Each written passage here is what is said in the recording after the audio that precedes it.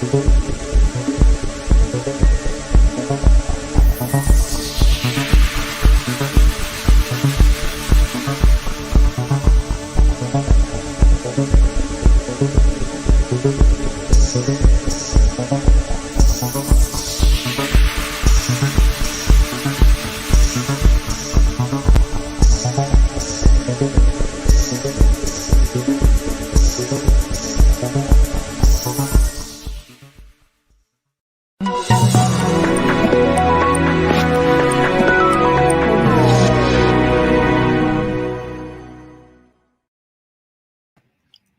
no, boys and girls, the weather report for November 16th, 2021.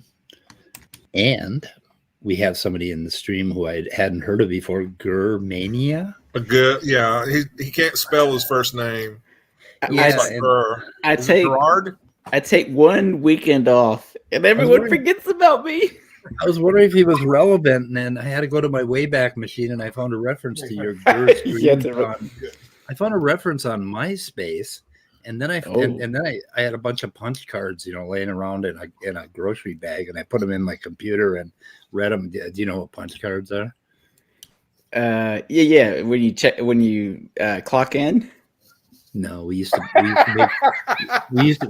cards, and we used to punch the program into this little card, and we'd feed it into the computer in binary.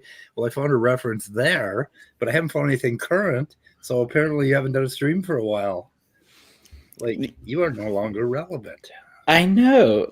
It doesn't. I can do a week that's 24 hours of streaming if you add it all up. And then I do 1 week where I just stream for 3 hours, and everyone forgets about me. Nobody cares. Forgets who? About me. That's content creation, baby.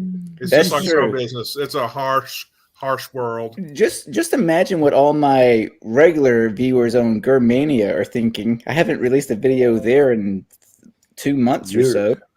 Yeah. Years in YouTube. Think about the movie The Truman Show.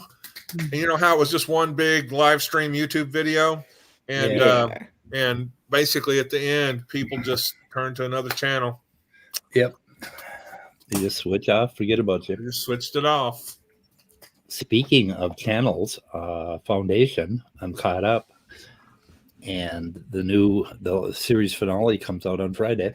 Unfortunately, I'm going to be like in a fucking hotel room where I can't get it. When is I can bring my Apple TV and log in. When is that event? This weekend? It's this Friday, weekend. Yeah. Oh, snap. Sounds like Derek from Myth Vision is going to be there. That's cool. Ton of people you want to meet there. The unfortunate thing is Minnesota is now number 1 in the country for COVID cases, and I'm not sure if I want to get into a plane with a bunch of Minnesotans and fly to Texas. Anti-vaxxers are so fucking stupid. Yeah. I just have to say it. I mean, geez. Yeah, there's something that really irritated me is that, I've heard of people, people who know people that have died of COVID, but fortunately our family's been real fortunate. People have had it and gotten really sick from it, but we haven't lost anybody that we know of. And obituaries are just, thick with people in their 30s and 40s and even 20s, and they never say what people die of. And that sort of irritates me because I think if there's any useful news at all, it's what are people dying of, right? Yeah, true. So anyway, the other day they actually did talk about 2 sisters who died, 36 and 38, 2 sisters. And they died 9 days apart in October, beginning of October. And then just for the hell of it, I started thinking, were they vaxxed or not? They come from northern Minnesota, where I'm from, where basically 13.4% of the population has tested positive for COVID. And down here in Minneapolis, where we have, like 2 million people, we have, oh shit, what is he doing? What are you doing, Gary? God damn, no, I have the weather report, you little bit. Anyway, I have phone Tourette's. So Anyway, 13.4% up there, but down here we're you can make the case that we are a lot more crowded down here. We only have 6.8% of the population that tested positive, and up there 1.4% of the people that got it died. Down here it's 1.27%, but they have a lot of cases up there, so they're getting twice as many cases. And one of the reasons that Minnesota is really high is that the rural areas are just getting inundated. And this morning, so there's these two sisters, and I actually went and looked up their Facebook pages, and there were two vibrant women who, just great looking people who had all these.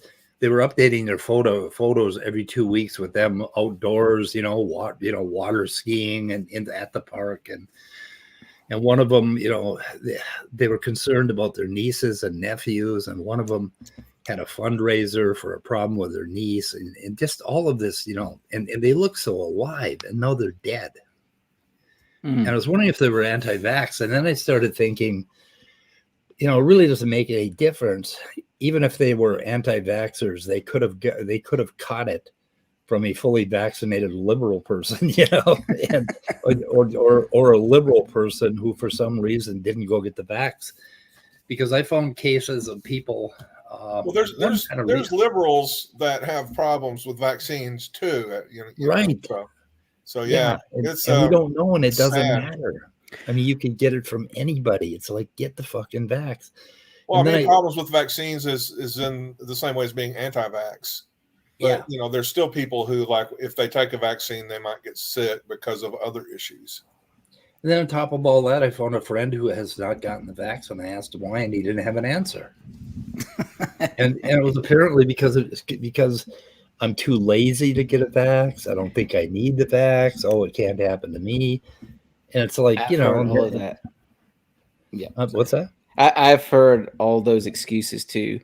Yeah. It's the laziest one is, well, I just haven't had time, which one of my brothers has said that to me, because I'll say, hey, did you get the vaccine yet? And they'll say, well, I was going to last week, but, I got busy. And I'm like, it just take it like 30 minutes, 15 minutes to 15. Sign up. Maybe another 15 minutes after you get it, you're good. Yeah. I mean, it's not rocket science. I mean, so there's a whole bunch of pro-vaxxers that haven't gotten vaxxed. And then this morning, the paper in the small town that I'm from, the doctors had a plea to everybody, and there was a long article in the paper. And at the end of it, the doctor said, get the vax. This is what's going to solve the problem. They're inundated in their emergency rooms, and they were begging people not to come to emergency rooms unless you're dying, because they don't have any room, and they can't deal with the people that actually are dying because they have no beds. And this is Minnesota in 2021,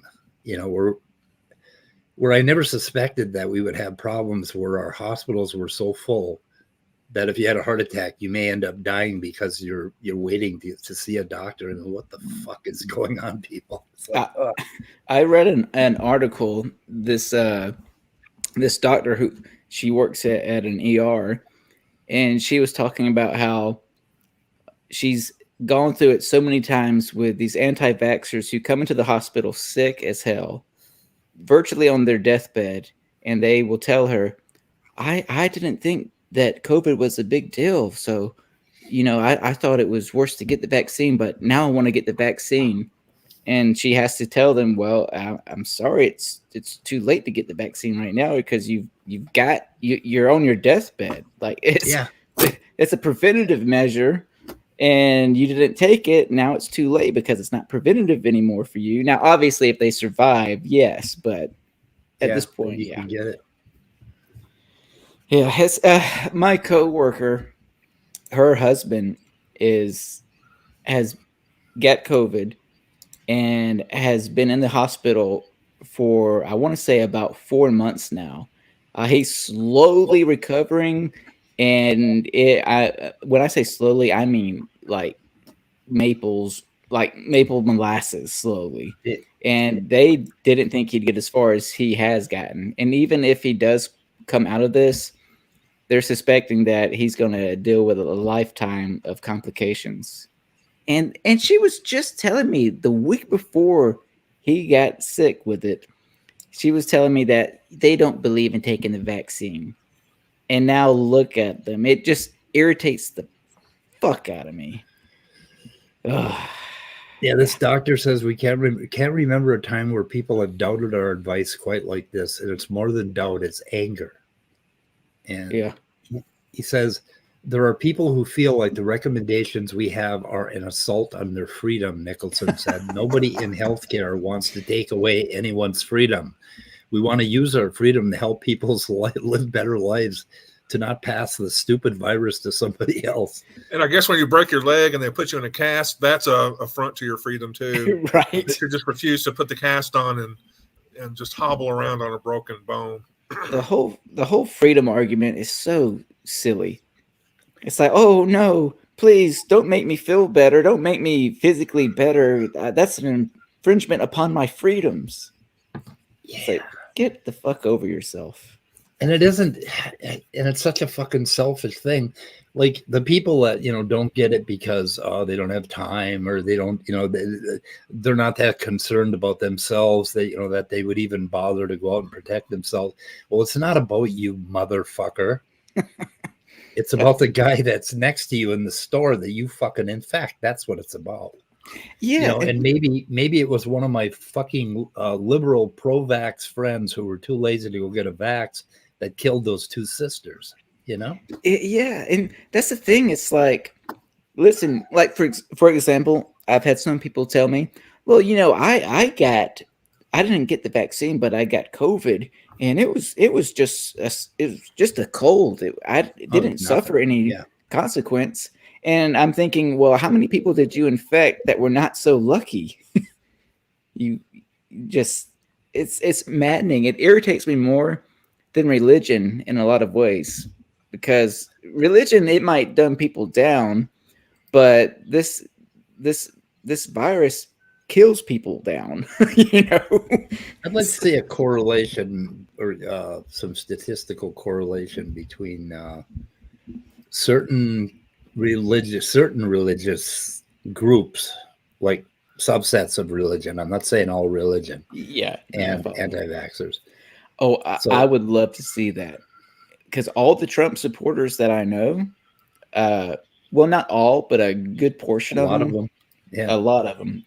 You can almost want the vaccine. Yeah, you can almost tick off their positions on your hands. Okay, they hate Black Lives Matter. They don't believe COVID is really a thing. They think climate change is a hoax.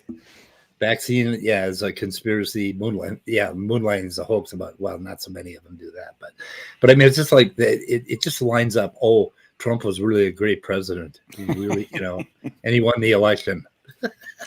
Yeah, he won the election that he lost. Yeah, it's like, how the fuck can you get any further away from reality than all of that? For God's sake. Anyway, this doctor says, I was just caring for somebody who'd been in the hospital for a month and contracted COVID and asked why he didn't get the vax. William said, and he said he wished he would have, and he felt misled. He pointed directly at the TV, or at a TV at a station I won't mention, and he said that's why I didn't get the vaccine, because he got misleading information from and then right in the next paragraph, the station that they won't mention. And then he says Fox News host Tucker Carlson. So then they mentioned it. The reporter mentioned it. So anyway. Oh, my goodness. Multiple stages of denial and anger. It's just like, holy shit. Oh, and we have had some challenges with patients and families that are demanding not evidence-based care. We've worked really hard to describe why we do what we do, and that we believe some of the care might actually be more harmful than good. And it's been a challenge to do that respectfully, because, to be honest, not everybody's been respectful to us in return. So these guys are just burnt out, This guy probably works 80-hour weeks or more. Anyway, enough of that. Maybe, unless somebody else has some comments. Sorry, I had to step away for a few minutes. My phone kept I was ringing. ranting. Rant. Don't worry, I like to rant too. I was So does this mean the body cures itself?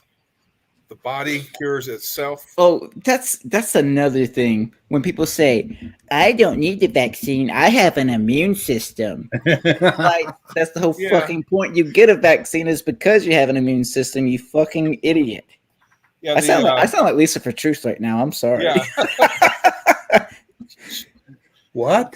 Tell me to shut the fuck up if you need to, girl. But Because there's a lot of people during the plague in the Middle Ages that had immune systems that died. And there's people today who have immune systems that are dying of COVID. So sometimes our immune system needs a help.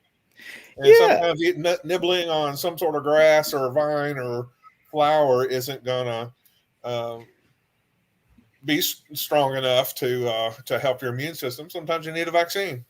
Nothing wrong with that. Yeah, and how many of these anti-COVID vaccine people get a tetanus shot, which is a vaccine, or they'll get the flu vaccine or rabies? Polio. Yeah, or rabies. Yeah. But for some reason, COVID to them is this political propaganda, which I will never fucking understand for the life of me, of how you can say, yeah, this virus is propaganda. You know what's really weird? Is my dad, who is a huge Trump supporter, he told me one time, I guess this was sometime last year, he said, COVID is nothing to worry about. It's just like getting a cold. And then literally 1 week later, he said, hey, Gurr, did you hear that the COVID virus, it was made to kill people? And I said, whoa. You just told me last week it was nothing to worry about. Pick your conspiracy theory and stick with it, for God's sake.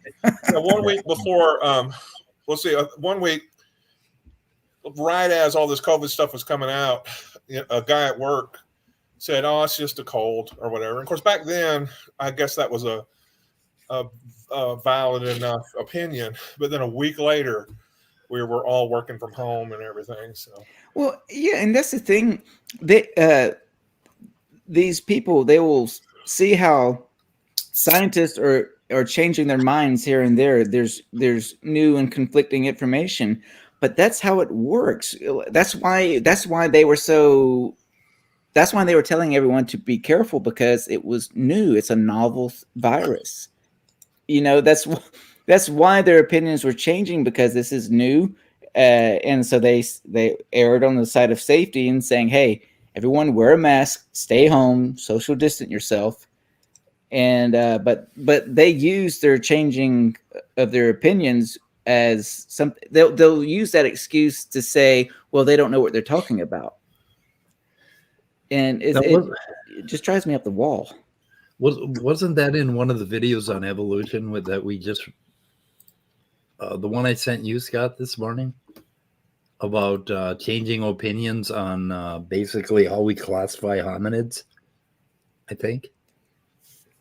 Or was that in you sent me a John Perry, like from 5 years ago. I don't think it said anything about hominids. Okay. Maybe it's the Aaron Ra one where they were talking about how they changed their mind, basically. Yeah. No, it was another one.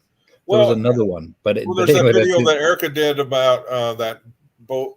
Isn't there like they're proposing moving certain categories of hominid to a Homo bocephus or Bohemian? I don't know what they're calling it, but it begins. Anyway, in the last 2 days, I think I've watched 2 or 3 videos about evolution versus creationists. God bless you. And they mentioned that very thing, that basically with hominids and hominid skeletons, fossils, I mean, they changed their minds, and they're still changing their mind constantly, because, hey, as he put it, this is a label that we put on it, and we're trying to work out a crossword puzzle or a puzzle with missing pieces. And of course, we're going to change our mind. Well, and this is why scientists don't deal with absolutes. Things are always subject to change based on newer and better information. But they see that as a downfall of science. Yeah. And I just don't get that. It's like, okay, you would rather stick to an opinion that you believe is absolute fact and truth and never changing. Well, good luck with that. Meanwhile, the rest of us are going to adapt to newer and better information. It's just that simple. In regards to biological evolution, yeah, there's a lot of debate that led up to where we are now. But now we have a better grasp of it, and we're not finished yet. Like, science is never finished. It's an ongoing process. It's, it's not rocket science, even though some of it is. Yeah, the point made in the video that I watched was exactly that is exactly what science is this constant changing and moving things around and updating and making things more accurate and better. It's like... Well, like, for example, I could see it now. I'm sure this has been said somewhere by a creationist. Well, the scientific consensus used to be that the moon, or not the moon, the earth, the sun revolves around the earth, and that was wrong. It's like, yeah, but we changed because we got that information. We realized that the earth revolves around the sun, not the other way around. It's this one. Oh, that one. Yeah, that's a good video. Forrest Vacc, August 2nd. Scientists react to debunking evolution, and he makes and I'll put this in the description. He makes a point about real, very clear, very stated very clearly, if I could use that. Oh, I see what you did there. Yeah, I see what I did there. It's a segue, kind of a segue. I hate to give Dessel Drace credit, but I did check out the link he posted earlier. Oh, no, we don't give Dessel any credit. Don't give him credit because we already had that in the description. Okay, good. I retract my accreditation to Dessel. Man, boy, we barely missed a collision there of vital proportions. Yeah, trust me, it killed me inside to give him any credit, but I checked out the video of stated casually with rationality rules, talking about the genetic code, and I didn't get to finish it. I watched maybe 30 minutes of it, and I enjoyed that. Yeah, keep going with it. It's really good. There's a section there on signals and coevolution that is something I had not really heard much about before, so it's really, really thought-provoking. So yeah, the whole thing is worth the entire 2 hours. And this shows that the skeptic will change their mind when it's necessary, when there's new information. For example, rationality rules had said that he did make errors, and he was willing to have that discussion with casually stated or explain whatever their name is, and that was the only person who wanted the conversation recorded and published because he wanted to be transparent, and I've loved that. I wish more people could be that way. I know I made a video. I won't get into the topic because it's too many questions. Well, I'll just say it was about veganism, and this guy named Deconverted Man, who I really appreciate, he made a response, and I realized I had made some errors thanks to him, and I did a response video to him, and I did say, okay, you were right. I didn't do this, and that, and the other thing. So I will change my mind accordingly. But we got to talking about that later, and we said, how many times do we see creationists or Christian apologists ever say, you know what, you're right, I need to change my mind on this particular thing and go with the new information now? Not to pat myself on the back, but that's what I'm doing. Oh, I thought you were saying you found a creationist that did that. No. We were saying how that never happens with creationists, but it will with skeptics if they're, rational and open to being corrected. Okay, I mean, it has to have happened somewhere at one time in the history of the universe, right? We got to find that one time that they actually changed right. we have to give them credit for that, because that thing that's supposed to be orbiting the Earth that they say is a chunk of the moon. You haven't seen that around? There's like something that's orbiting the Earth that scientists believe is actually a chunk taken from the moon. And I think that is an instance where a creationist somewhere changed their mind about something. We got to find that. It just blew up the moon. Okay. Do you know why we got to find that one time when creationists actually admitted they were wrong? Because creationists' whole argument is based on very, very tiny probabilities not happening. Yeah. So if we can prove to them that a creationist changed his mind, we can prove to them that improbable things do happen. Which I think would be great. Because, anyone who can accept constructive criticism when it needs to be had and change their opinion.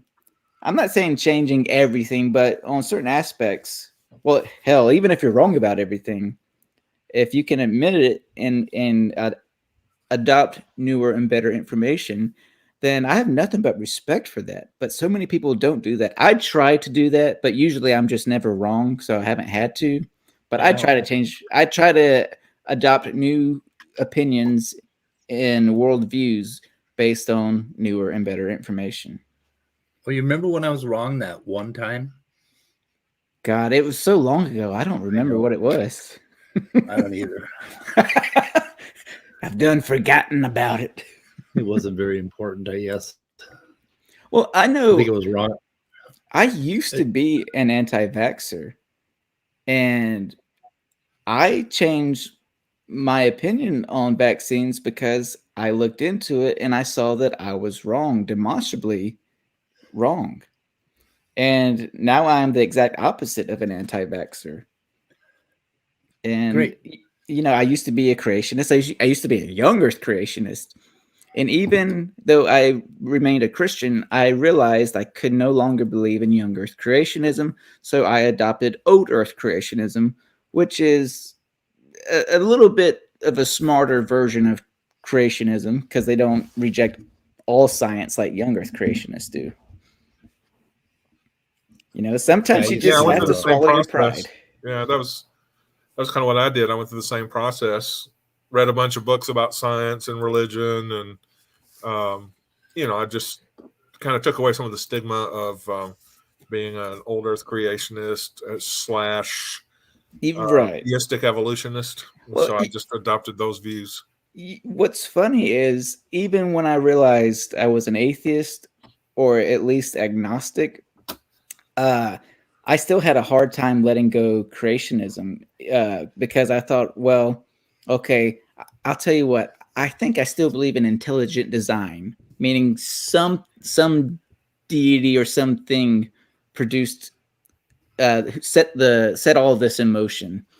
And then as I became more and more of what I would consider to be a skeptic, a rational person, I realized, okay, well, I don't really see any evidence of that either. So I'll just have to say, I don't know, Who the hell is JG? And is he trolling me or what? I was wondering about that. I don't know. Because JG. Who's okay, JG? I'd love to talk to you about that, but maybe you could go look up some videos online and get some people with clever animation to explain it to you. And the other one was how do caterpillars suddenly change into butterflies? And I'm sorry, but we don't have time in our limited in the limited 30 or 40 years we all have left on YouTube to explain this to you. Yeah, and also they don't suddenly change into butterflies. It's a process. It's a process. That reminds me of when creationists will say, so you believe the universe came out of nothing, and yet they will tell you that God made the universe out of nothing. It's like, so I'm not saying that the universe came out of nothing. I don't think many scientists think that. You might have Lawrence Krauss who says that, but he defines nothing as something very different than what anyone else would define nothing as. Well, you don't know that there's ever been a total nothing. You may just have to settle for the best kind of nothing there is, which is the Lawrence Krauss kind of nothing. Right, which is if I remember it right, because I read his book, it's fluctuating quantum fields. Yeah, So that there is are in a state of equilibrium. Ooh, fancy. Yeah. Negative and positive energy in equilibrium.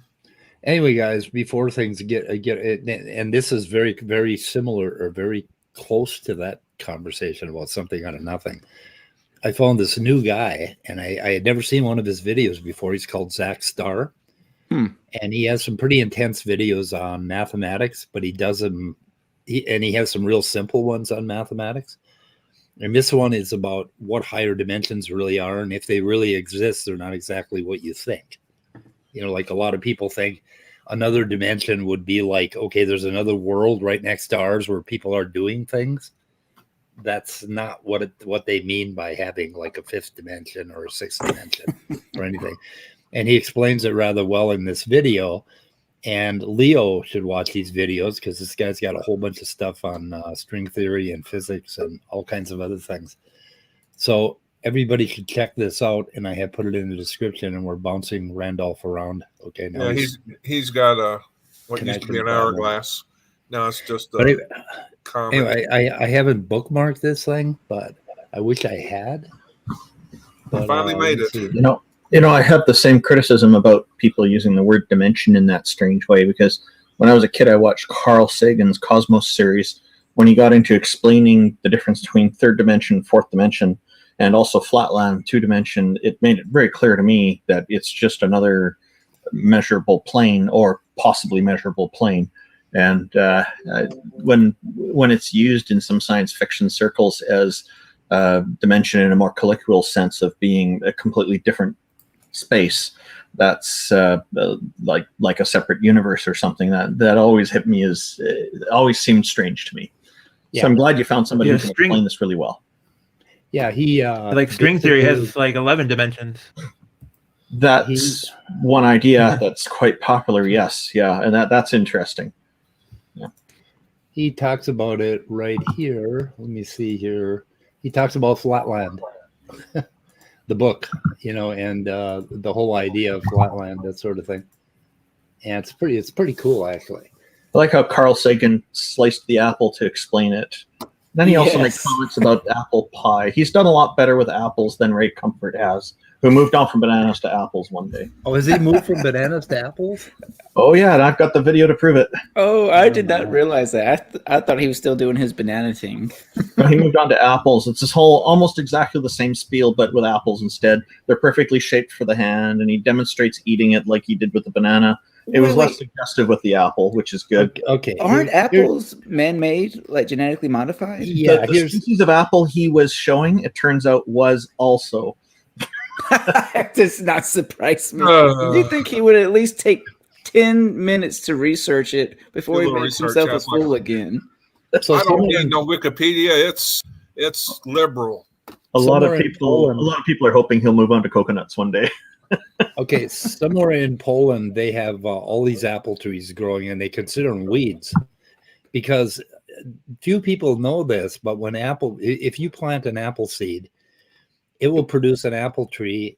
And if you take seeds from that apple tree and plant a bunch of new apple trees, you'll end up with square apples, oblong apples, bitter apples, inedible apples, apples apples do not breed true with seed at all. They vary like hell. You know what's crazy is I was just thinking about that very thing just this week about how, as far as I understand it, if you plant an apple seed, the apples that you're going to get produced are going to be very different than what would originally come from that seed or something along those lines. Yeah, from the same tree. You missed a chance for creating content there, girl. You could have gone live on YouTube and just pondered all your thoughts about seeds. I mean, don't even let guests in. Just ponder. Just talk.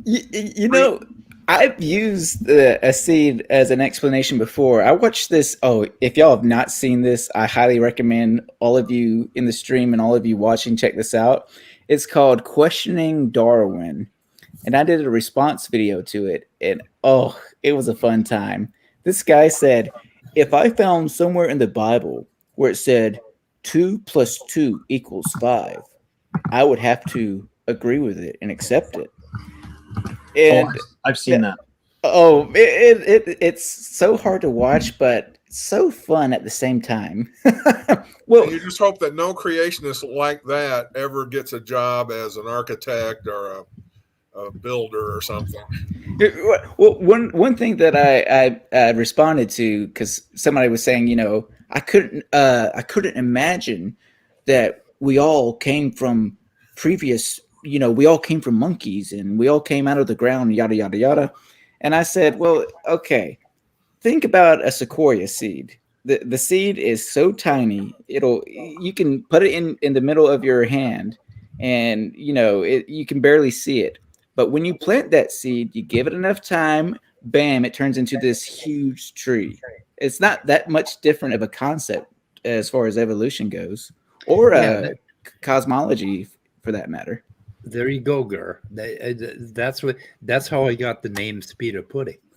Basically, it was on Smokey's stream, and I was talking to them, and I was trying to tell them, okay, if we start right here with a seed, you already got a seed. Okay, when you say God created it or it fell from outer space or whatever, that seed will turn into, basically a pumpkin or a pine tree or whatever, and with no divine intervention at all.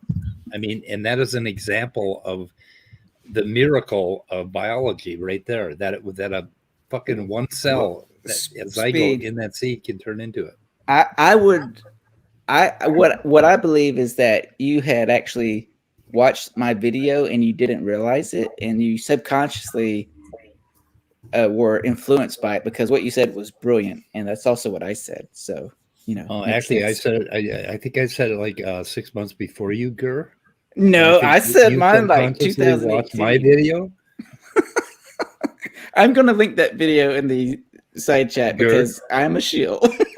Okay, Gur, can we just agree that maybe we arrived at it independently? No, we cannot. Yes. Kind of like Darwin and that other dude whose name we fucking forgot. Yeah, I heard about that. Yeah. Something about parallel thought anyway, yeah, that's pretty crazy. Anyway, but I'm pretty sure I was first. But anyway, I'm older than you. Hey, Secular Pagan Mom remembers the video. Wait a minute. I came up with this idea in 1974. What were you doing? The washing machine? A washing machine. There you go. Okay. I'm going to find that video. Where is it at? Oh, nice. Oh, I would sure as hell love to use that. Every time you touch it, it would do something fucking that you didn't want it to do. The alarm would go off, or it would fucking throw your clothes up. I mean, if you just pick the son of a bitch up, and then if your fingers were a little bit wet, it wouldn't do anything at all other than stare at you blankly. Does it also eat your socks, or does it eat a different article of clothing because Apple thinks different? I suppose if you touch the screen in a wrong way, like if you do like a particular sweep, from the top to the bottom, it eats everything, and you're just completely dissolves your clothing. Oh, by the way, I'm sharing the video of Ray Comfort doing his little speech on apples. Oh, by the way, Gur, is this the stream you were talking about? Is this questioning Darwin from TKO, or is this a different one? It's probably that one. What I did was I think it's about an hour-long video, and I just responded to. I think my video ended up being maybe 15 minutes long because there's only certain things I wanted to respond to. Things that I felt I had I just posted the link in the side chat. I just responded to things that I feel like I had more of a rational thought to, because I'm not going to respond to something that I don't know about. Did you happen to link his video in the description? Yeah, you did, didn't you? Or did you? I think I did. I usually post, if I respond to a video, I usually will post the actual video in the description box, so that way people can make sure I'm not taking anything out of context. Okay, yeah, I did post it. You want to share Randolph's screen, Scott? Oh, sure. The video. Oh no, there's a video. I've uploaded the video. You'd have to do that. Oh, okay. Oh, yeah, Scott. Is it in the private chat? Oh no, in StreamYard. StreamYard. You have to click up.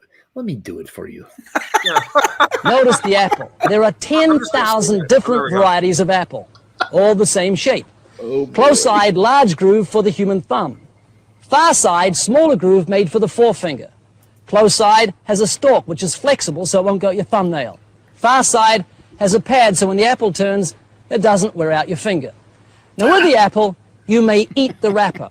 Inside is this chewy, palatable substance which cleans the teeth. Apparently one of these a day keeps the doctor away. And when you get to the core of the substance, so you won't get depressed, what has God done? He's placed these little seeds, and when you put them in the dirt, you get more apples. Oh my God. Jesus Christ. This is worse. This is worse than a banana. Oh Yeah. my. You know what? You know what's crazy about this is he's serious. I know. Yeah. Is that right, Comfort? Yeah. Yes, it's Banana Man. Is this like an old Ray Comfort video? Because he doesn't look It does look like kind of old. himself.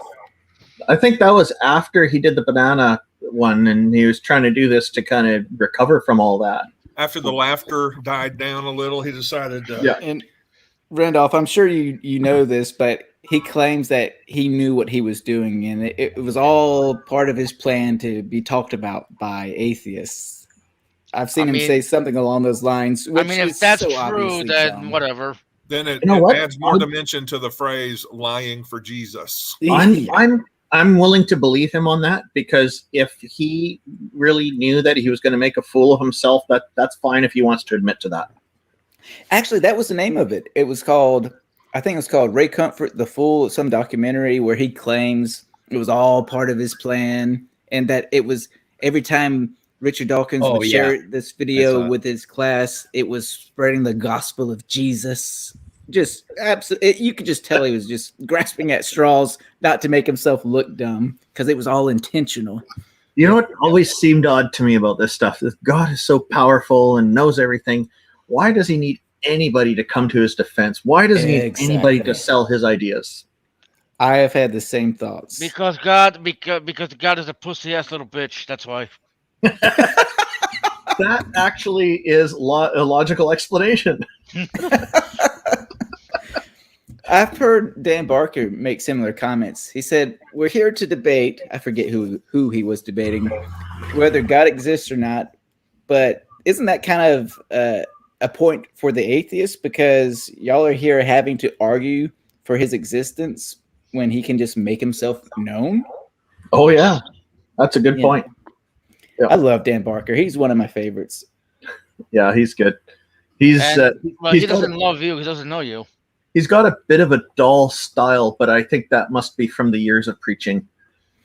Well, you know what's funny is he's very, very insightful. I think one reason why I like him so much is because he approaches things the way I wish more outspoken atheists would approach these things, and just use the Bible. You don't have to have a PhD in science or philosophy to show how silly Christianity is or the Abrahamic religions are as a whole. Just use the Apparently you do. I really do like Dan Barker's calm and professional approach. And the dull stuff, like, he doesn't add hype to it. And that's what I mean by kind of dull. It's just very straightforward. Yeah, I get that. Yeah, I like that. You know, it's good that we have this variety of these different presentation styles. We have Christopher Hitchens, who still seems to live on even though he passed away. He added humor and irony to the arguments, where people sometimes least suspected it, and he did it so well. And each person has their different presentation style, and that's one of the wonderful things about all of this. Yeah, and they talk about Hitchens so much in so many current videos that you'd swear he was still alive. And that's because he cut at their arguments very deeply, and it really bothers them because it threatens their foundation, their intellectual foundation on all of this. And I do agree with you, Randolph, because one style is just, one style, but when you have many different flavors of outspoken atheist, I think that's it's a better thing, because I know a lot of former Christians were persuaded by science, some by philosophy, some by just being shown where the Bible messes up, be it philosophically, theologically, or scientifically. So I think like you said, I do think that there is definitely more than one way to skin a cat. Yeah. So Yeah. Randolph, Yeah. could you do? So I have 9 videos linked already in the description. If you give me a link to that Ray Comfort one, that'll make it an even 10. Oh, I'll try to find it on YouTube for you. Give me a sec. Okay. I'll just post another one of my videos because I'm all about shilling today. No. I'm not putting any more of your shit up. Gur, stop shilling. Stop being a whore. I can't help. We're done with you, Gur. You're irrelevant. You haven't done anything for ages. I mean, Christopher, that's offensive to me. Just kidding, it's not. But yes, he's blind. Questioning Darwin. Yeah, that questioning Questioning Darwin Gur. series. That There you yeah. go. Private chat. I posted the link. Okay. We really should question you. So Gur, you sound a little Texas. No, I'm a Georgia boy. Okay. I was hoping you were in Texas so you'd come see us, have coffee with us. That would be Oh cool. man, I would love to. If okay, I didn't know that the Skeptic Forum or whatever it's called was happening until Faithless Forum. Thank you. I did not realize that was happening until maybe 3 weeks ago, because last year before COVID was a recognized thing, when they were planning it, I was planning to go. I wanted to go so bad, and then naturally that all got messed up. So hopefully I'll be able to go next year. I do plan to make it to one of these events. I may not tell anyone who I am, but I'll be there. I hope to be there. Why not? Why wouldn't you tell anybody who you were? Well, nobody would know anyway. I'd be like, I'm Germania. They'd say, well, that's a weird ass name. Okay, if you walked up to me at such an event, Yeah. and I said one word, you would laugh, and I would recognize you. Yeah, that laugh would get. Yeah. No, you know what? I would try my best not to laugh at anything. You tell me some stupid What's ass the point of joke, going? and I'd just be sitting there like, nope, don't laugh. I could walk up to you and say mutilated dead bodies, and you'd laugh. Actually, that would definitely be a nervous laughter because I think this guy is a serial killer. I got to get out of here. Yeah. I'd love to go to Faithless Forum. I can't afford the cost or the time though. It's just it's mostly the time, but it's just because joys of running your own business. You don't often get out of town much. Well, you know what's going to be really funny is if I go to this and I get on a plane with another 100 Minnesotans and I get COVID and I die from it. Oh, that won't be funny at all. Tremendous. I mean, no, that would be just, you guys would have to throw a party. I mean, and laugh your asses You're off. vaccinated. The irony, the fucking irony. Oh yeah, he's vaccinated. We were having that conversation. I'm triple. Yeah. So likely, if that happened, you'd just be asymptomatic, unless it was a new strain that the vaccine doesn't cover. Right. Yeah. But I mean, you got to admit it would be just high humor, irony. Oh yeah. But the thing is, anti-vaxxers would use that. They'd say, "Oh, you see, the vaccine doesn't work," which obviously it does work. But they would. They're going to say that anyway. But they already do say that anyway.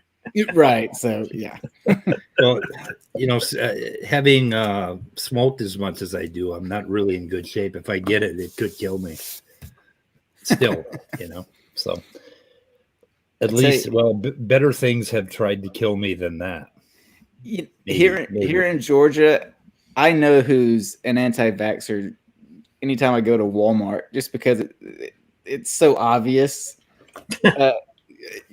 How can I say this without sounding racist to my own white people? But I mean, some of them is just so blatantly obvious. Yeah, I know what you mean. Usually they're wearing a red hat, but not always. Or here in Georgia, they will wear the rebel flag type of hat. Oh my hat with the rebel flag on it. And it's like, yep, you're definitely an anti-vaxxer, aren't you? There's people wearing MAGA hats here in Canada. Oh wow, that's scary. It's nice. Not very many, Canadians but there's a want few. America to be great again.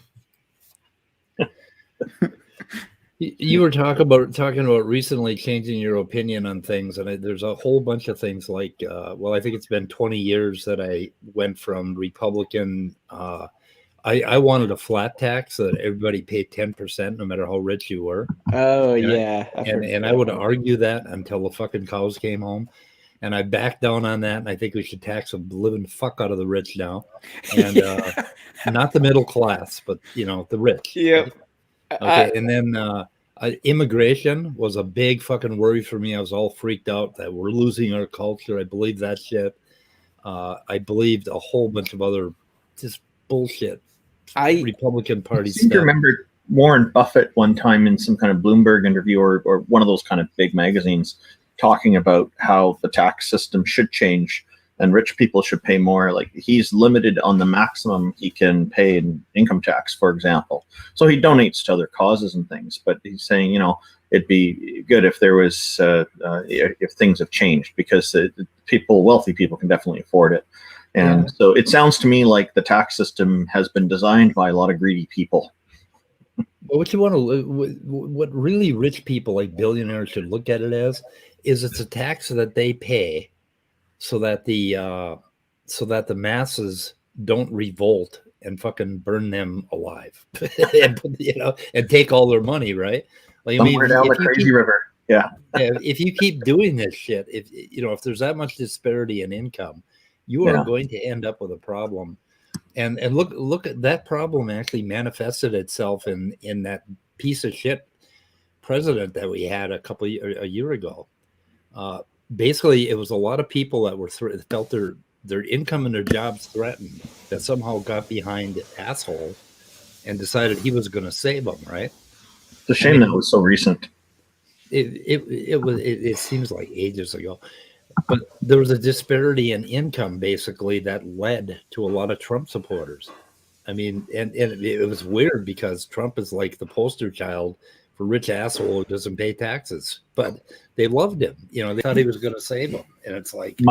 My impression from up here in Canada is that it was also a point of desperation for the Republican Party, because I think back in the 1950s, if Donald Trump was running or somebody like him was running and putting up all this stuff about saying these horrible things about how he mistreated women sexually and things like that, they wouldn't touch him with a 10-foot pole. They wouldn't go close to him. But it's like they've dropped their standards out of desperation. Yeah. And because they decided, okay, going with somebody who's famous will get more votes. That's the only option they have for getting elected now, which kind of leaves me thinking, do they not have confidence in their own platform anymore? Yeah. Well, so it kind of looks like a desperate move to me. And because they saw like people in California running and getting a lot of votes because they were famous. And didn't Arnold Schwarzenegger get elected? Well, yeah. Yeah. And he was up against some other famous people like Gary Coleman and some others. But he managed to get the most votes because he's more recent and better known, I guess. So, but I guess they were looking at that and thought, this is a strategy to get in. And he'd been trying quite a few times and not getting it. So I know, Speed, what you had said. I've actually been in the same boat because I was a hardcore Republican. And then I started to think, because at the time I was a Christian, but I started to think, okay, well, as far as gay marriage goes, even though back then I thought it was a sin, I still thought, well, you know what? I can't impose my morals onto non-believers because God gives us free will. So therefore they should have the free will to do whatever. Yeah, I was amazed by that. Yeah. I'm curious, when you were you said you're voting Republican because you're Christian. Is that right? Yep. Was that the primary reason, or were there other reasons as well, or was that really the focal? In all honesty, I think it's because I come from a family of hardcore Republicans, so I think it was just a cultural thing within my family, to be honest. Okay. Now, as I became, older, past the age of 19, I think I was maybe 22 at the time, I started to think, okay, I don't really see myself agreeing with Republicans that much anymore. And at the time, I started to become more agnostic in regards to God anyway, especially Christianity. And so, but I still wasn't sold on liberalism. So I said, you know what? I think I might be a libertarian because I agree with at the time I agreed with Republicans when it comes in regards to taxes, but I agreed with liberals in regards to social liberties. And, Okay. And so then I became a libertarian, and now I find myself stepping away from libertarianism because when you take their some of them are crazy. Yeah, like when you like, especially and it's even more so with COVID because they'll say stuff like, you know, they'll show a mask and say good ideas can't be enforced. It's like, what? Affirmative action much? Like, you know, that was a good thing. That I guess kind of what I'm curious about as well is how much do you think there's a causal relationship between somebody in the U.S. being Christian and being drawn toward the Republican Party? Being fundamentalist Christian, or in a real, there's a certain kind of Christian, and so it isn't just Christians. It isn't like you're not going to find it so much among Catholics. I don't think you're going to find it in that Bible thumping Protestant genre more so than you're going to find it anywhere else. In fact, the Republican Party purposely went after evangelicals because they realized that was a big segment of the population back in the 80s and 90s. And that's why they adopted the whole pro-life platform. Otherwise, Republican, I mean, that is a anti-Republican platform, basically. Republicans were all about obeying the Constitution and staying the hell out of people's bedrooms and homes and not telling you how to live your life, what you can sleep with, what you can do with your womb. All of that was part of the Republican platform that I signed up for back in the 70s, right? I mean, it was places with the Democrats over the course of a number of years, right? What was that? They flipped places with the Democrats. They seem to have, on a lot of things, because they chose all of these invasive things that basically got into other people's faces. The Republicans did. And and they lost a few of us Republicans because of that. Because we were liberal, you could say we were socially liberal and economically conservative, right? And they decided that wasn't good enough for them, so they went after this evangelical thing, and they had to adopt all this bullshit about getting into your morals and into your face and flag waving, Jesus flag waving, you know, and there's a couple of books and a couple of I think I watched a few videos even on it about how there was an advisor for President Nixon that basically got this idea and he promoted that. And the other part that promoted it is there was this young Republicans group that started out in Berkeley. I think it was Berkeley and at the college, right? And they had such a sterling message, and they were also very staunch evangelical Christians. That the Republican Party kind of sort of adopted them and made them big. And so the whole thing kind of developed in the 70s and 80s, and you can see how the party changed into a piece of shit that it is today, basically by totally abandoning what the original idea was. So they pretty much flip-flopped, and it's like... Was that like a gradual change happen over the course of decades, or was it more instant? I think it happened over the course of at least 2 decades, from 1970 until about 1990, where it really, really became obvious. Maybe the 80s, you know, a little bit with Reagan. Yeah, I mean, I was a real big Reagan supporter. In fact, I had my kids. He was famous, yeah, and I liked him, and I still do. And I like Nixon. You know, that actually works with.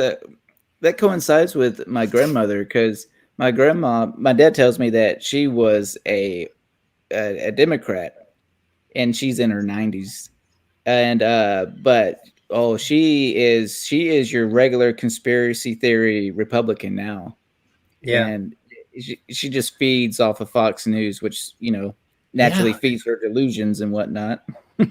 Well, Alex Jones and friends, and pretty much those crazy people. But I noticed Leo Filius mentioning in the chat that the switch happened between Republican and Democrat in the 40s and 50s. So no, it didn't. Okay. Maybe they used to enact maybe it began.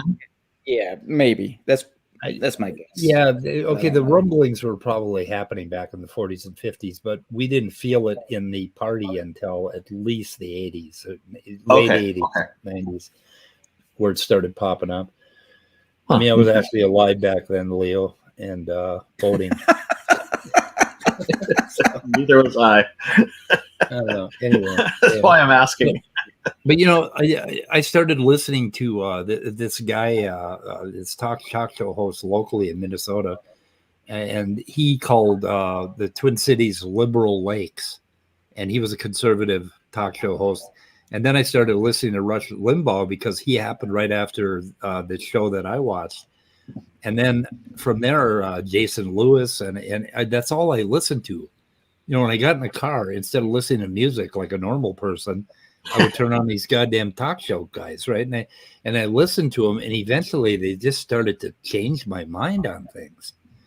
And it was all based on fear, like some fears that were very serious, like your job, and other fears that were just sort of ridiculous, like we're losing our culture. I think it was Mad Magazine called it. Yeah, Mad Magazine, I think, called it AM hate radio. And there's Rush Limbaugh, the king of AM hate radio. Yeah, and it got to me, but I mean, something still stuck.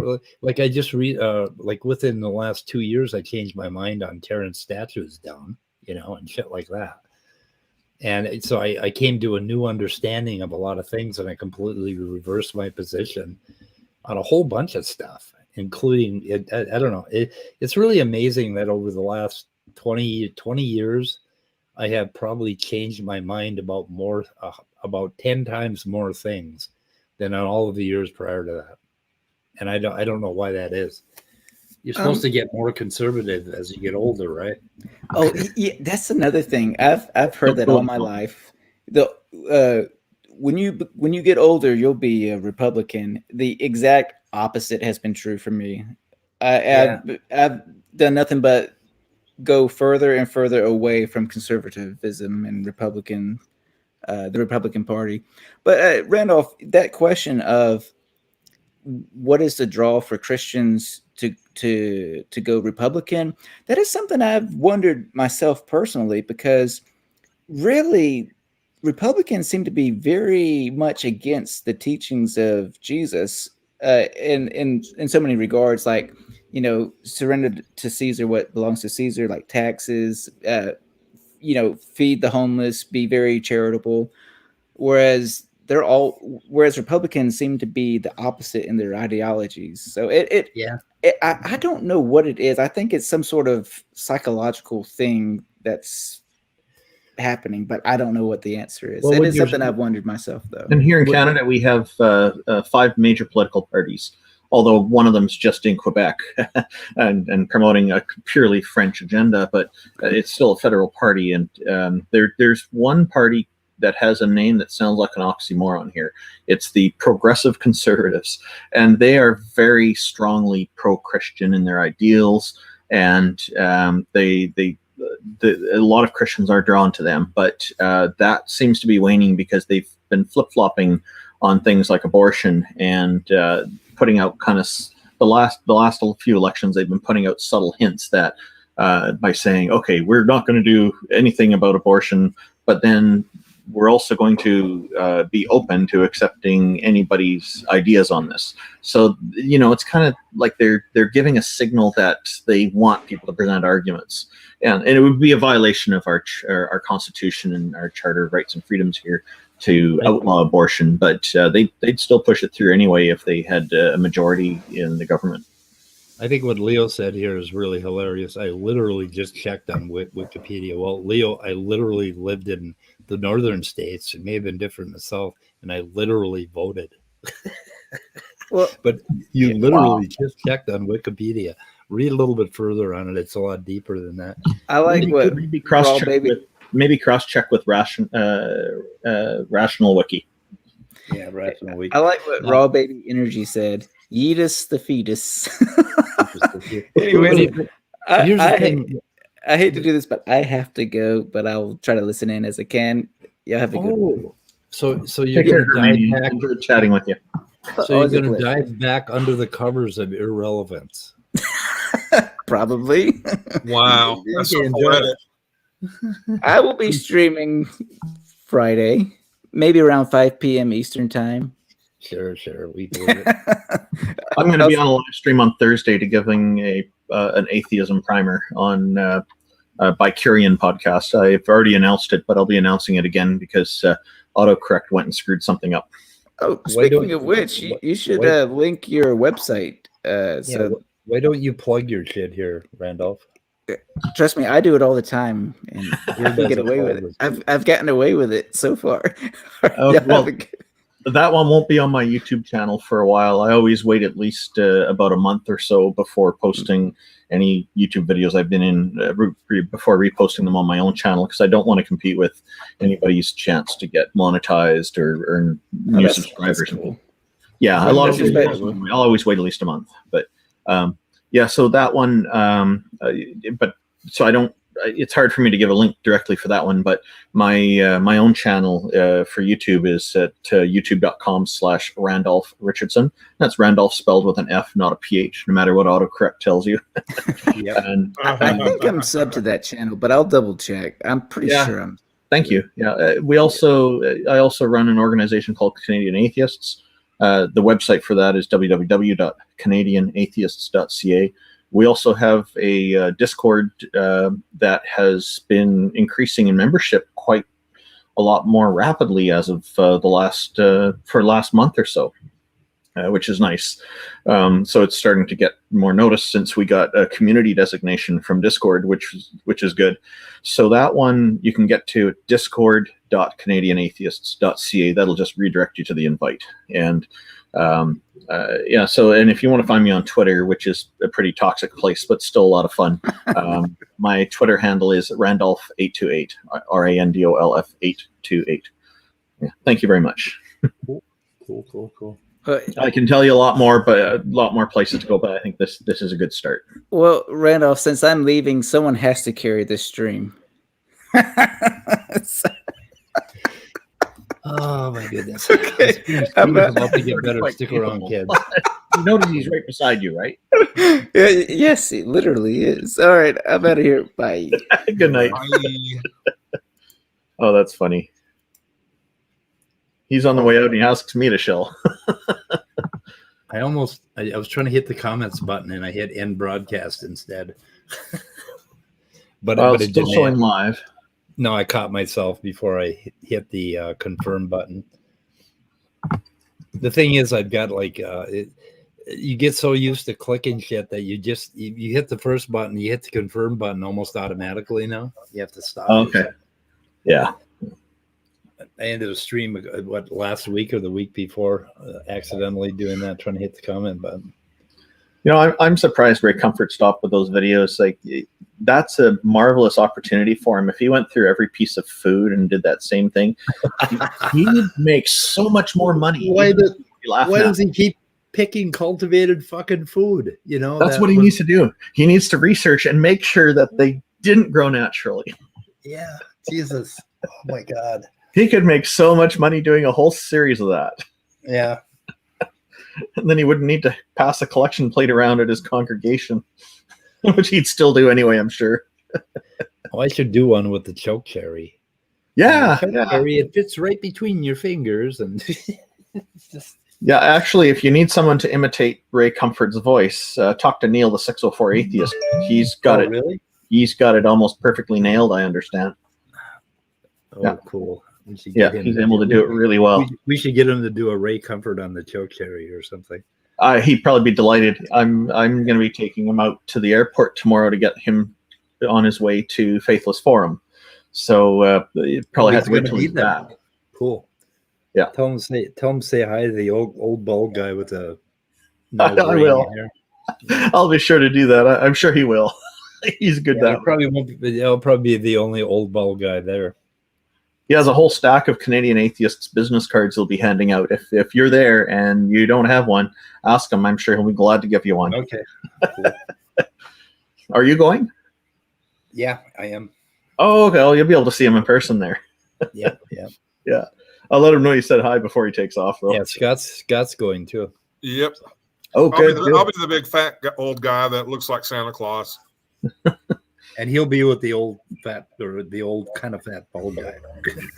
You know, it'd be hilarious is if somebody went dressed as Santa the whole time. Yeah, you could do that, Scott. No, I won't be dressed as Santa, but I'll look like Santa. So. Oh, Yeah. dress as Santa and put Smata on your back, right? Have the big bag with you and full of all Santa kinds Claus. of gifts you can hand out to people. It'd be a real. It'll be an empty something like bag that. because there are no answers in atheism. Yeah, That is true. perfect. Oh, that would be perfect. Yeah, you agree with that. I heard that you agree with that. I think I heard that from Sal Cordova. He was so happy that you said there are no answers in atheism. I Basically, yeah. Yeah. Yeah, well, atheism, because I see it as a classification, right? Just not believing. right.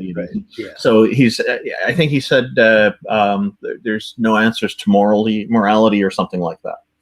Well, there's no answers in that half-assed agnostic atheism, but if you're a hard atheist and you follow naturalism all the way through to the bitter end, Yeah. you will find answers for your life in that particular world. Oh, I agree. Yeah, that's naturalism for you. Yep. If you Yeah, follow and there's nothing through wrong the- with that. It actually, naturalism to me seems to be something that makes a lot of sense because it's reality based. Okay, so somebody want to parse this for me? News, dizzy spells, extreme dizzy spells. A symptom of mental illness. First, you saw real fish and that's bread from Wesley. Jesus. That's I know. Wesley guy. I know who I'm reading. And Oh, deny okay. the reality of it. Also, you deny a tooth. I guess for eating the fish and bread. I don't know. Yeah, we've been I trying to don't know. encourage Wesley to reach I get the out. feeling Wesley's trying to tell us that people see fish and bread coming from Jesus and then deny what they saw. But I've never seen any such thing.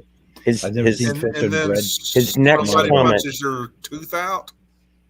And his next comment there is what he says to himself in the mirror every morning. You're loosening your grip. Yeah. Lucy. You Well, losing maybe your a grip. person should be tightening their grip. Wasn't there a Or denture thing Well, no. called something grip?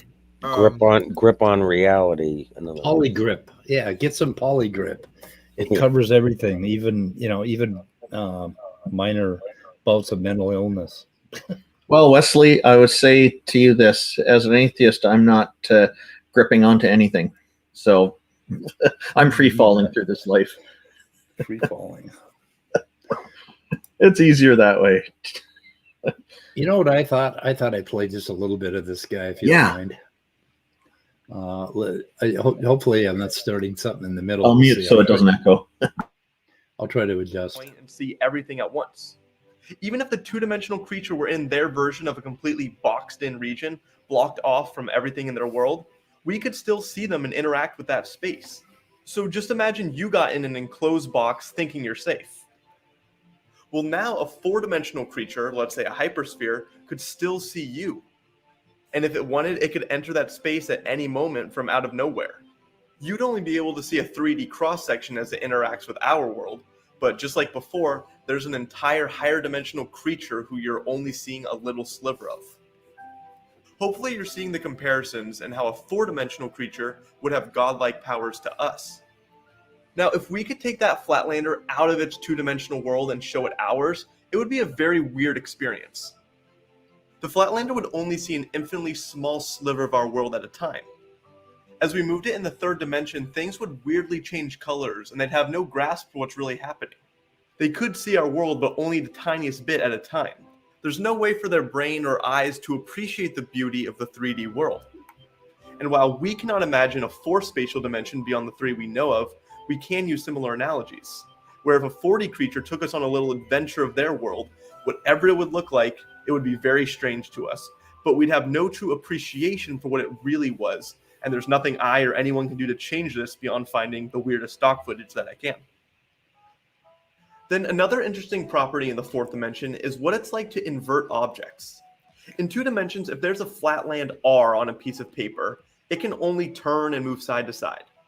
But if I pull it up into the third dimension, flip it, and put it back, I have now completely inverted the object in a way that's impossible for it to do without access to a higher dimension. The flatland creatures alone could not accomplish this. But now just imagine this extended to us.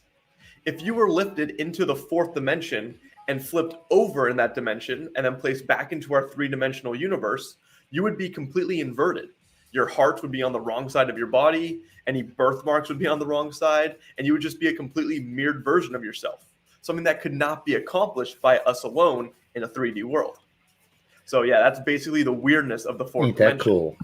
Now, Depending although the on- idea depending of on one how extra you spatial reflect the dimension books. predicted by Clues and Klein did die out, the idea of extra dimensions did not. It's very much alive. And today, the most promising theory that would use extra dimensions to unify the fundamental forces is string theory. String theory replaces Leo, you might want to look away. the idea that point-like particles such as electrons or neutrinos and so on make up our universe, and instead says that on a much smaller scale, if you zoomed in a lot, each particle is just a vibrating string.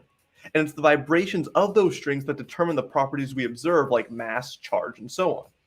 Pretty much particles are really just the same string playing different notes, and it's the variety of possible notes that account for everything we observe in our universe. See, there are four fundamental forces of nature: the strong nuclear force that holds the nucleus of an atom together, the weak nuclear force responsible for radioactive decay of atoms, the electromagnetic force that causes charged particles to repel or attract each other.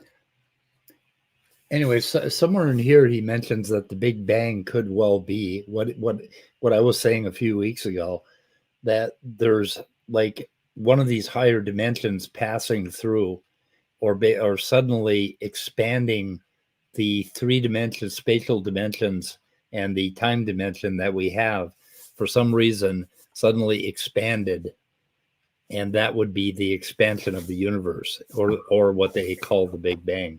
I remember you mentioning that Really before. cool. Yeah. I remember you mentioning that before. That's an interesting idea. Yeah, and he mentions it, I think, at the end of this video, and the whole thing is really good. But he mentions Flatland and 2 million views. I have trouble accepting time as a traversable dimension like the spatial ones, but I understand that it is expressed as a dimension because that's convenient. That's how I look at it. Well, but that doesn't matter. It sure seems different because you can't go, we can't move backwards. But then when you think about time travel, okay, consider time travel and consider moving from one point in time backwards to another point in time, right? So but consider moving from where you are right now to Minneapolis instantly. Like, what would happen to the space you occupied back then, back where you are, and what would happen to the space that you now expanded into in Minneapolis? I mean, when you think about it, time travel, when you consider the impossibility of time travel, it's very similar to the impossibility of moving from one space to another instantly. Depends how you regard time, I think. But yeah. I think it also partly depends on how you regard time. So, but this is an interesting thought experiment for sure. Leo's comment that you just had, Leo Filius's comment that you just had up, that extra dimensions probably don't exist as they don't jive well with, this is the one, jive well with either relativity or quantum mechanics. That's why in string models they have to be wrapped up in an unobservable size. Well, the thing that I would caution on that one is that there's these theories, like the theory of relativity, was, I guess, created in a world where everybody here is interacting in a 3D space, not in more dimensions than that. And the question I would ask is if Einstein was, and his wife, because both of them worked on it together apparently, if they were a species that was interacting in 4 or more spatial dimensions, would the theory they develop actually be compatible with those? I don't know. I'd like to know if that has been ruled out in consideration of this. That's just a question I would ask. Leo's relationship with physics is a lot like me with neuroscience. And basically Leo is pretty conservative, I think, just like I'm conservative with neuroscience. So he has kind of that same relation. But listen to what this guy says about all that, about size. Yeah. Oh, wait a minute. Oh, I gotta reshare my screen, don't I? Yeah, and you probably had to take the comment off too. Yeah. Okay. Well, I heard that they're called brains. Before the Big Bang and stuff, like collided. Okay, Like they're listen to brains or something. They're, I mean, yeah, not that's actual brains, but they're like a dimensional BRANE. Yeah, brain theory or whatever, and I'm not entirely sure. But give this a listen. Let's see what. Hopefully, I didn't start too everywhere late. around us, but it'd be too small to experience. Meaning, as you move your hand through the air, you'd essentially circle all hang meaning on. similar to the length of a string, close to something like 10 to the minus 30th meters. In fact, we saw this before with Kaluza-Klein theory, that one extra spatial dimension being curled up on top of our own. As in, this extra dimension would exist everywhere around us, but it'd be too small to experience. Meaning, as you move your hand through the air, you'd essentially circumnavigate these dimensions, unable to really experience them due to their size. He does something here I've never heard before. To give some more intuition to this, physicists commonly use the analogy of I'll tell an you ant when. on a cable.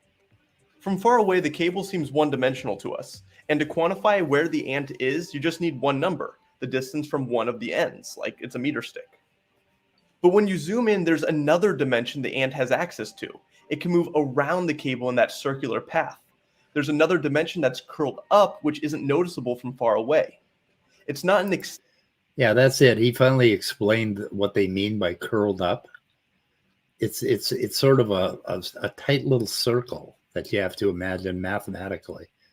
Anyway, extended dimension like that of the cable itself or a sheet of paper. But the extra dimension is there and just curled up in a way that only a small creature has real access to. So if there are extremely small dimensions curled up everywhere around us, we would not have access to them. But you know what would?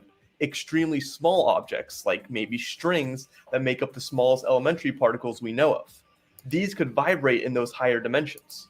However, we said that strings need much more than 3, 4, or even 5 dimensions to vibrate in. So instead of the one extra curled up dimension predicted by Kaluza and Klein, some physicists now say there may be very small 6-dimensional shapes curled up all around us known as Calabi-Yau spaces. The geometry of these and how they're intertwined is actually critical in string theory because the geometry of the extra dimensions plays a role in determining how the tiny strings can vibrate. And remember, the specific mode of vibration corresponds to a specific particle and its properties. And if you're wondering why 6 dimensions, just remember that on top of the 4 dimensions we know of, 3 space and 1 of time, adding 6 more makes 10 dimensions, which is what we said superstring theory predicted. But a follow-up question that may come up is why would there be 6 curled up dimensions but 4 dimensions that are extended? And as with many of these theories, we don't know. One idea is that all the dimensions were curled up, and when the Big Bang happened, 4 dimensions expanded, but 6 did not, creating the universe we live in now. But either way, string theory... That's it right there. Isn't that cool? Yeah. Yeah, but I wonder if maybe it's a limitation of our ability to interact with certain dimensions and the others. The best we can do now is see them as curled up. Well, it's the kind of thing we are. You know, we're the kind of thing, and we have the kind of cognition, and biology is the kind of thing that basically requires like four dimensions and no more. And Now I want anything else curly would fries be for supper. completely incomprehensible. This guy's good at explaining this stuff. You've found a good series here. Yeah. This is a really, really good Zach website. Star. And how long ago was that video? That one was when the hell was that? It doesn't tell you. Why didn't it tell you? YouTube used to tell you. Why don't they tell you now? Well, maybe they don't tell put you. your pointer over the number of views. Would the date be like hidden in that space? Nothing happening there. That doesn't say any views either. Almost 2 million views. I think YouTube updated a few things, but gosh, but that looks good. We have that in the description. And he's got a bunch of videos on mathematics, and he really does a good job of explaining like his experience taking an abstract algebra course. He explains, groups and rings and fields just very, very simply. And he's kind of wonderful. He's got a whole bunch of other little fun science facts that he goes over. That video is from July 31st, 2019. So it's not too old. Okay. Okay, I'll put his. I'm also going to put his site at the end of the description. So, what is he called? I think it's Zach Star. reasonable to assume that's up to date. Yeah. It's already in the description, I think. Anyway, he does some wonderful things trying to explain, like some of this weird math that physicists are getting into and why they're getting into it that way. And I keep insisting that we're going to crack physics when we start stepping out into different geometries in math, topology, and all of that, and we're going to get an entirely different view of what is going on. 8 Speed, remember? Go ahead. Go ahead. Oh. You remember the point you were making earlier about how people use dimensions in a different way, like it's a whole separate space instead of something interacting with our current dimensions? Like I'm noticing Immutable Destiny seems to be heading in that direction a little bit with his comment. Where's the comment? Let's see.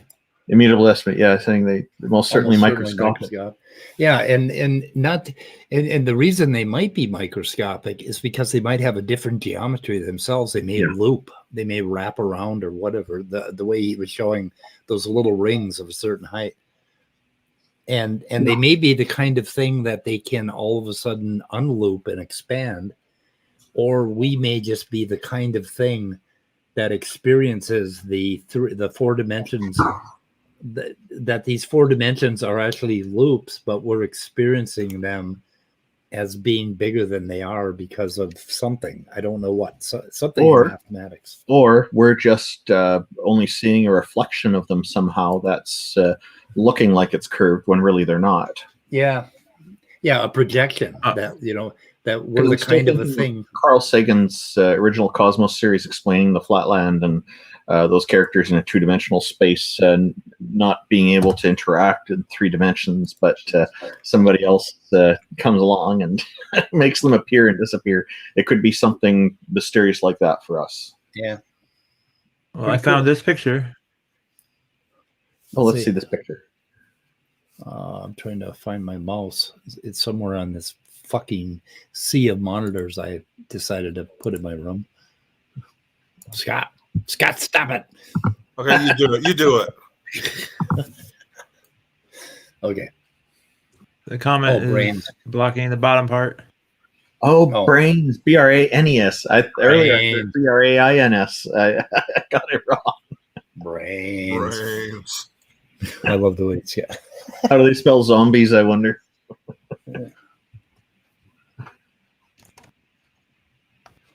I always like these science diagrams.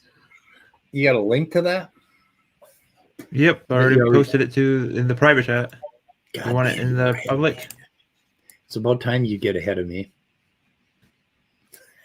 Wasn't the idea of extra dimensions something people already considered before quantum physics and string theory came along? Yeah, I think so. Well, I know they considered the 5th dimension back in the 70s. Oh, yeah. Awesome group. And get the weird science fiction tools came out with that. Yeah, but they were the ones that basically give higher dimensions a stupid version that there was actually another world where there were people walking around, right? And that would be another 4 dimensions, right? Yeah. And so it just didn't make any sense. The 5th dimension would just be like a sideways move over to that. That's it.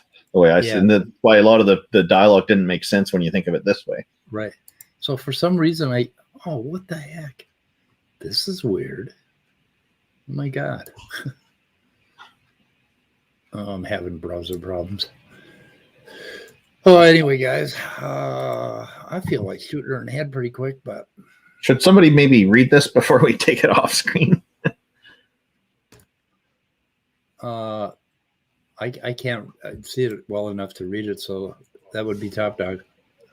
I'm linking it in the chat in case anybody wants to look at it. But yeah, and you can use the magnifying glass app to on Windows to. Well, I could just expand this window, and of course, StreamYard shows you stuff in low resolution, even though you're broadcasting in high resolution. But I'll just read it. Says I think the picture is actually a little bit smaller or lower resolution, but it's good enough. I'm just going to go ahead and read it. It says, did annihilating brains trigger the Big Bang? And that's spelled BRANES. Physicists suggest a brain anti-brain pair interacted to create the Big Bang. Here's how it might have worked. 1. Okay, if you can remove this comment, I can see. Oh, thanks. Point 1. The first diagram says, a brain and an anti-brain spanning our universe's 3 spatial dimensions move together. As they approach, inflation begins. The size of the universe grows a trillion times and possibly creates ripples in space-time called gravitational waves. Number 2, inflation ends when the brains collide and annihilate each other. The energy release heats up our universe, initiating the hot Big Bang. The collision may also create cosmic streams. Such structures may reveal themselves by gravitational lensing of distant background objects or by polarizing the CMB. I guess CMB, I'm not sure what that is. Cosmic background information. Oh, okay. Microwave background. All right, thank you. Cosmic microwave background. Okay. Yep. 3. Density fluctuations produced during inflation become the seeds for today's cosmic structures. They also created the temperature fluctuations now being mapped in the CMB. Yeah, that's the thing that always got me about the Big Bang is why was it not perfectly evenly distributed, right? Why were there clusters that ended up forming galaxies and stuff?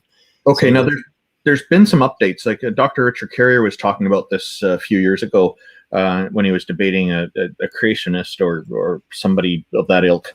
And he was talking about how Penrose and Hawking updated the theory of the Big Bang to take into consideration quantum physics. And they're saying there are multiple Big Bangs, which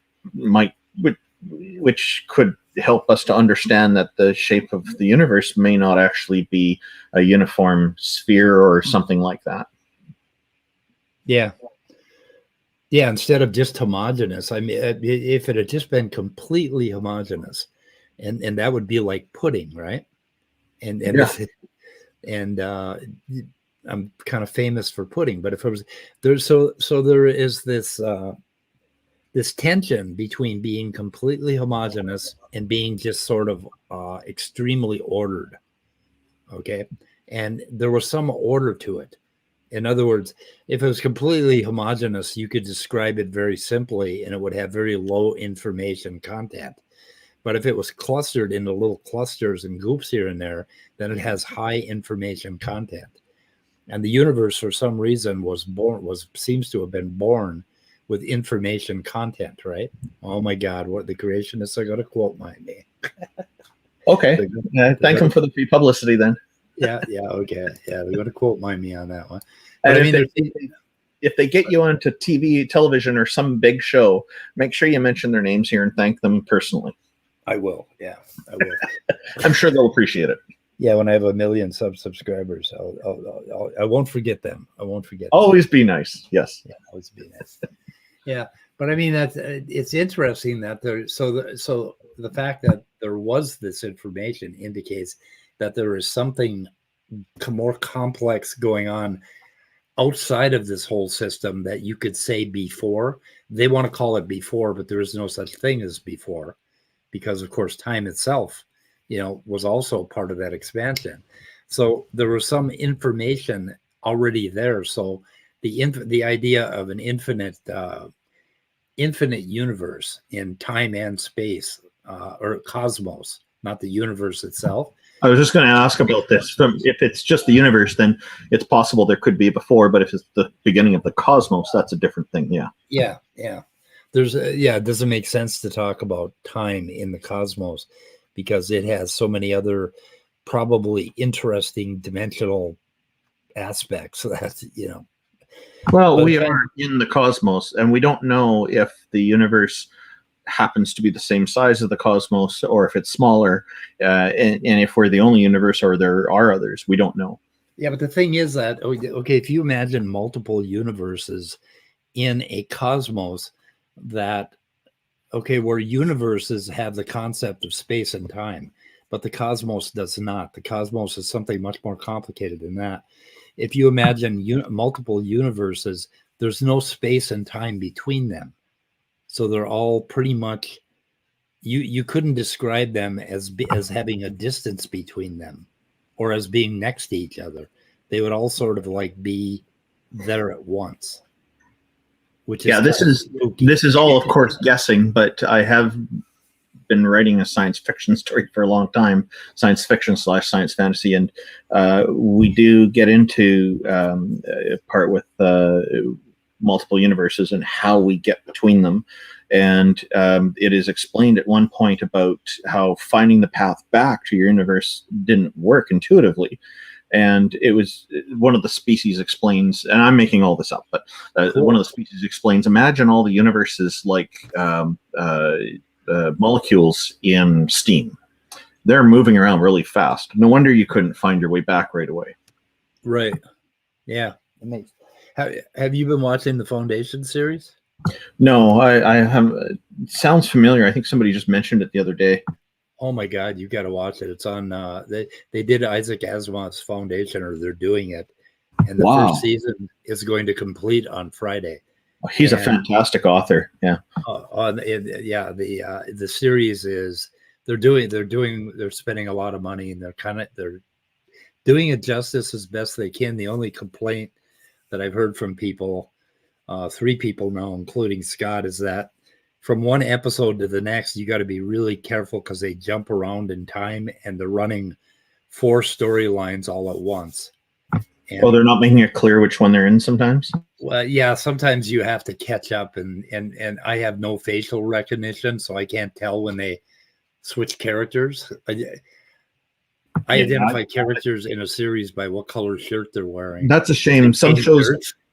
Yeah, that's a shame because some TV shows do that, and it's not always easy to follow. Yeah.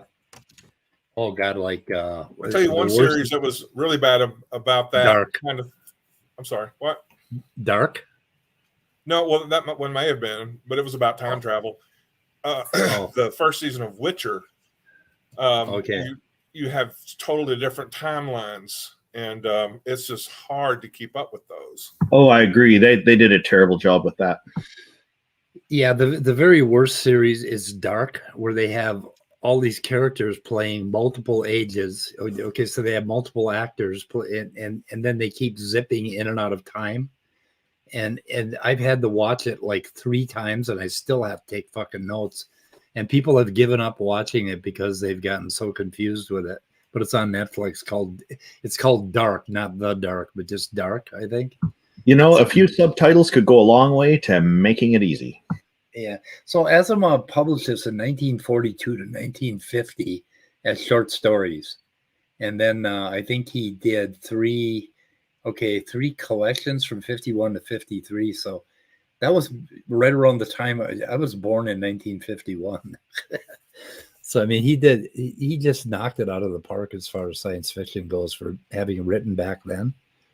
He was amazing. I think he wrote 150 books or something, Asimov. And are you aware that he wrote a lot of nonfiction? He wrote a Asimov's Guide to the Bible. And all this stuff about JEPD, he wrote all about it, you know. And I thought, at the time I was a Christian, I thought, he doesn't have any writing about that, but I still read his stuff. But I was full screen. I don't know why I was full screen, but he used to write he wrote this one essay about population control, you know, how to deal with overpopulation. And he had some radical thoughts like, number 1, put yourself in a coma. It would be they wouldn't have to feed you very many calories to do that, and you could just kind of stay in this perpetual dream state or something. Number 2, more men should have sex with other men. Wow. That way you get your sexual needs taken care of, and you wouldn't have any babies. Well, Asimov was gay, wasn't he? I don't know. Yeah, I think he was. I think that's part of what they've recently just started talking about. Yeah, so he had some outside of the box ideas for his time. Yeah. Yeah. The neat thing is Isaac Asimov, with his nonfiction book, The World of Carbon and The World of Nitrogen, there's 2 books. He got me into organic chemistry when I was like 11 years old. And that was, I'm so grateful to that man for having gotten me into it in the way he did. And it sort of has very much in the last 15 years now, it has become really important to me that I got into that so early, being into molecular biology. But it's all down to him. If it hadn't been for him, I don't think that ever would have happened. So what a great man. Anyway, guys, what do you think? Shooter in the head? I'm feeling shooty. I'm feeling. So shoot it with 3-dimensional bullets. Yeah, 11-dimensional bullets. You could always coax it back to the barn with a sugar cube. Oh God, those weapons at the in the 8th episode of Foundation. Holy shit, I would like one of those. Oh yeah, where you can control those spaceships. Weren't those awesome? I mean, a guy like me who's kind of a gun nut. I mean, God, you're just tempting me. I don't know. Anyway, has anybody watched the movie Dune? Oh yeah, 1984 one. Yes. Oh yes. Oh, not the 84 one, but I did watch the recent one. Yeah, they kind of like not enough sandworm. Need more worm. We need more worm. But they promised the original one was well done. I haven't seen the new one yet. They promised us more worm in the second version movie. A few people have told me that the new one, there isn't enough lighting. Everything is really dark on the set. Was that? I thought it was. No, I usually complain about that a lot, but I didn't get that impression. Okay. I think I know that a lot of the Batman movies are that way. It's just like I feel like when they do that, they're trying to save money and just do it as cheaply as possible. The production. Yeah, I don't like it. Yeah, 'cause you almost have to strain to see what the hell's going on. At least I have to shut all my ambient light off. Yeah. Anyway. It's almost like, what's the point of making a movie if you're going to do that? Might as well just make it an audiobook. Yep. Anyway, shooting in the head now. Goodbye, cruel world. Yep. Stay curious. Bye-bye. Yep.